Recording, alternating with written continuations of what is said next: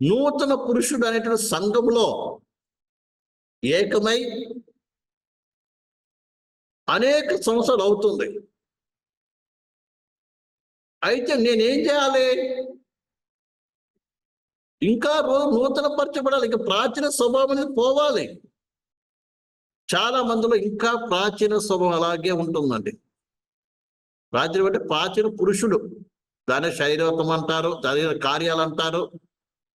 అర్థమైందండి. ఈ ప్రాచీన స్వభావం అంటే కొత్తదాని కాదు. ప్రాచీన స్వభావం అనేది పాత స్వభావము, శరీర కార్యాలు.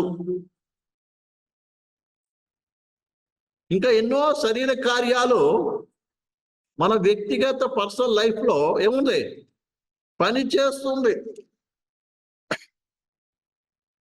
నిజమైనటువంటి విశ్వాసి అయితే, యేసయ్యతో అటాచ్మెంట్ కలిగిన వ్యక్తి అయితే దానితో పోరాడుతూ దాన్ని జయించడానికి ప్రయత్నం చేస్తూ ఉంటాడు, లేదా పోరాడుతూ ఉంటాడు. ప్రయత్నం కాదని పోరాడుతూ ఉంటాడు. అలాంటి వ్యక్తికి నిత్యముగా జయము దొరుకుతుంటుంది. నూతన అనుభవాలకు వెళుతూ ఉంటాడు. అప్పుడు అతనిలో నూతన సంతోషము, నూతన విశ్వాసము, నూతనత్వం అతను ఏమవుతుంది, బలపడుతూ ఉంటుంది. రోజు రోజు ధైర్యం వస్తుంది, ఆత్మీయతలో బలం వస్తుంది, ఆత్మీయ యొక్క నూతన శక్తి వాడిలో నింపబడుతూ ఉంటుందండి. అర్థమవుతుందండి. అసలు శిష్యుడైనటువంటి యొక్క ఆత్మ సంబంధమైన శక్తి లేదా అంతరంగ పురుషుడు ఎప్పుడు బలపరచబడతాడంటే, నీలో ఉన్న శరీర కార్యంలో ఒక్కొక్కటి పోయినప్పుడు ఆటోమేటిక్గా తెలుస్తుందండి. దీనికి ముందు నాలో ఇంతగా ఆత్మ పని చేసేది కాదు, ఇప్పుడు నాలో ఇంత ఆత్మ పనిచేస్తుంది. ఇంతగా దేవుని ఆత్మ లేదా దేవునికి ఇంత సమీపంగా ఉన్నాను, దేవుని ప్రసన్నత నేను ఇది అనుభవిస్తున్నాను అనేటువంటి యొక్క నిధి నీలో నీ మటుకు నీకు కలుగుతుందండి. అలాగే నీ ప్రార్థన జీవితంలో కూడా ఏమవుతుంది, మార్పు, నువ్వు పలికే మాటలో మార్పు వస్తుంది. మరి అర్థమవుతుందా మీకు? నువ్వు చేసే ప్రార్థనలో కూడా ఏమొస్తుంది, మార్పు వస్తుంది.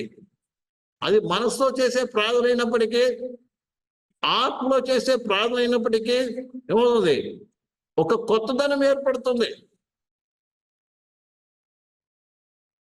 పౌల్లాగా ఏం చేస్తావు తెలుసా? ఆత్మలో ప్రార్థన చేస్తావు, మనసుతో ప్రార్థన చేస్తావు, ఆత్మలో పాడతావు, ఆత్మలో ఏం చేస్తావు, ప్రార్థిస్తావు, ఆత్మలో పాడతావు.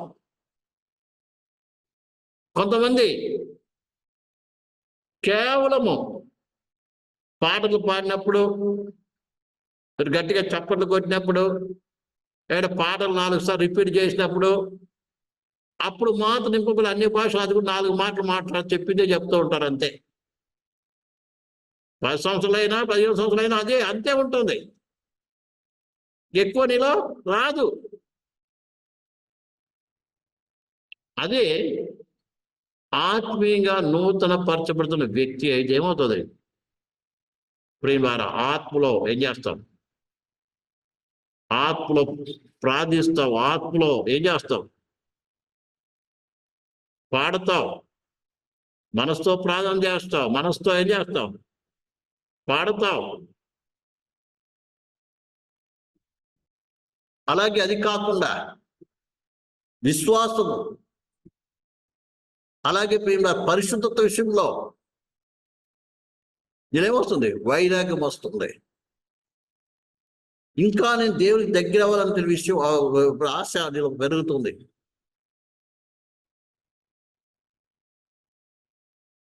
ప్రేమైన బిడ్డారా, బాగా అర్థం చేసుకో. ఇంకా లేకుంటే ఇంకా నేను ఈ పాపంతో ఏం చేయాలి, పోరాడాలి, ఇంకా నాలో ఈ బలహీనత ఉంది. చూడండి, ఆత్మీయతను ఎదుగుతున్న కొలిది ఇంకా మన లోపల ఎక్కువ కనబడుతుంటుంది. తెలుసా మీకు? ఆత్మీయతను ఎదుగుతున్న కొలిది అనగా దేవునికి దగ్గర అవుతున్న కొలిది మనలో ఇంకా లోపాలు ఎక్కువ కనబడతాయి. నేను ఇందులో మార్చుకోవాలి, ఇందులో మార్పు రావాలి, ఇందులో మార్పు రావాలని ఇంకా దేవుని దగ్గర తగ్గించుకొని విరిగి నలిగిన మనసు ఏం చేస్తావు, నువ్వు ప్రార్థిస్తావండి. తెలుసా మీకు అందరికి? చాలా మంది చాలా పరిశుద్ధురాలన్నటువంటి యొక్క గర్వం వచ్చేస్తుంది. నన్ను అడిగితే వారు ఏమవుతారు? గర్వం వచ్చింది తప్ప వారి నిజమైన పరిశుద్ధ లేదు వారు. ఉదాహరణకి నువ్వు ఎంత శుభ్రమైన బట్టలు వేసుకున్నా కూడా వెలుగు దగ్గరికి వెళ్తున్న కొలది ఏమవుతుంది? ఆ అంగిలో ఉన్న మైల ఇంకా కొనబడుతుంటుంది.